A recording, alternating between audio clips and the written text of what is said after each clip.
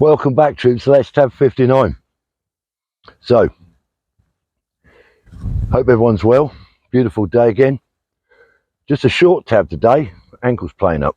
Oh, there you go. Bit of gardening yesterday, over the weekend. Went over on my ankle just like I just did then. So a little bit sore. Anyway, that's fine. It's no problem. So, let's talk machine guns. Now, it appears to me that we've come a bit of a much, British Army has come a bit of much of a full circle with its use of light machine guns. I'll explain. So, when I joined up in the 70s, at that time, the British Army had two light machine guns.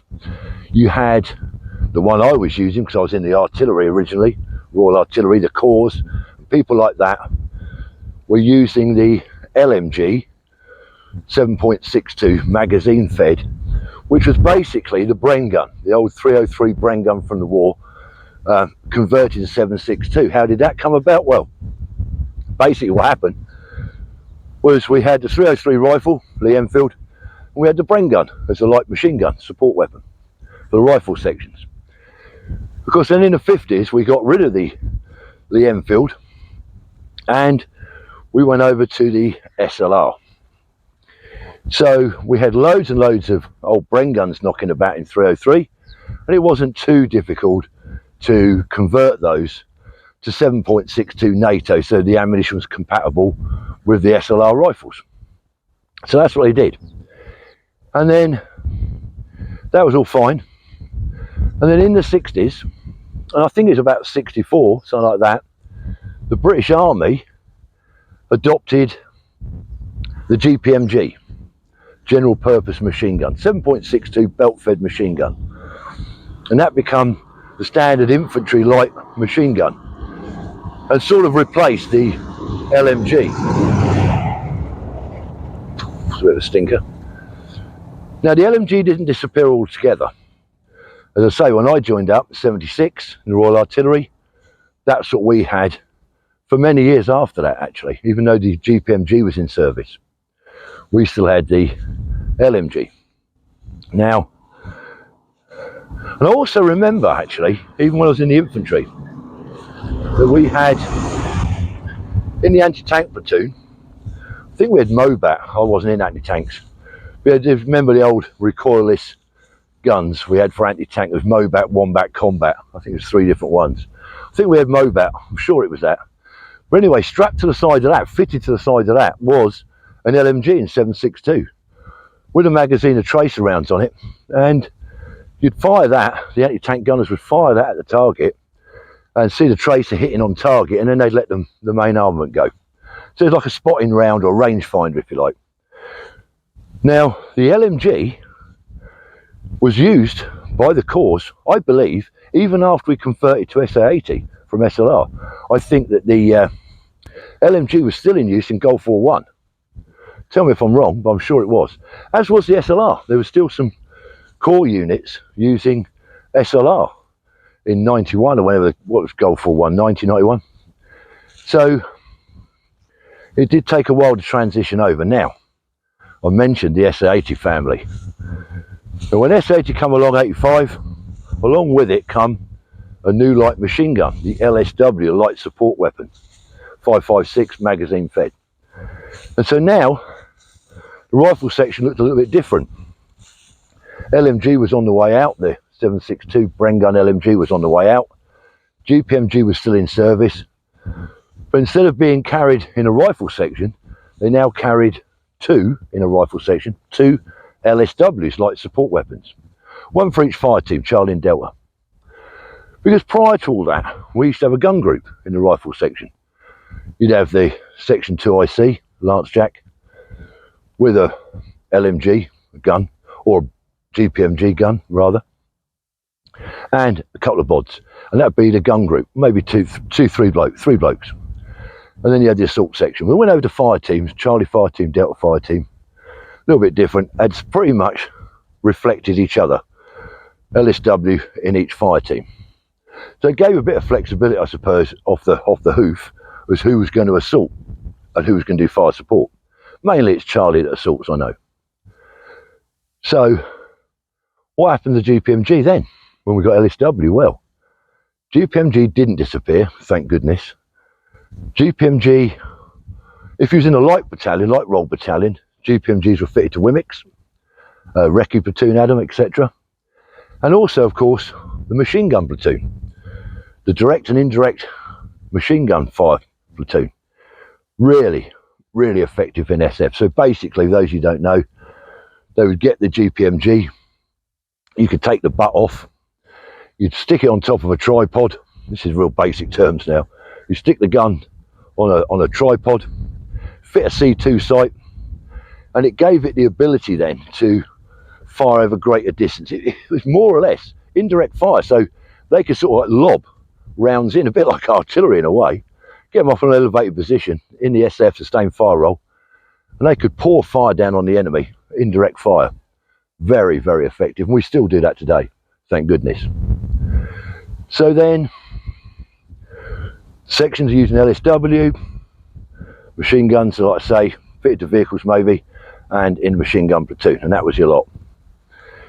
Now, going back to Gulf War I, if any of you have seen that film, I think it's a TV movie called Bravo 20. I think Sean Bean plays Andy McNabb in it. And in that movie, if you've watched it, you'll see that the SAS patrol, Bravo 20, is carrying, they're going to a section attack against the Iraqi Republican Guard or something. And you see them doing firing maneuver, going forward, doing a section attack on these Iraqis. And you see they're carrying with them the Minimi. So that's a belt fed, and you can fit a magazine to it, but belt fed or magazine 5562 machine gun, light machine gun. And that was used by Special Forces. So we only had it in the British Army really with Special Forces.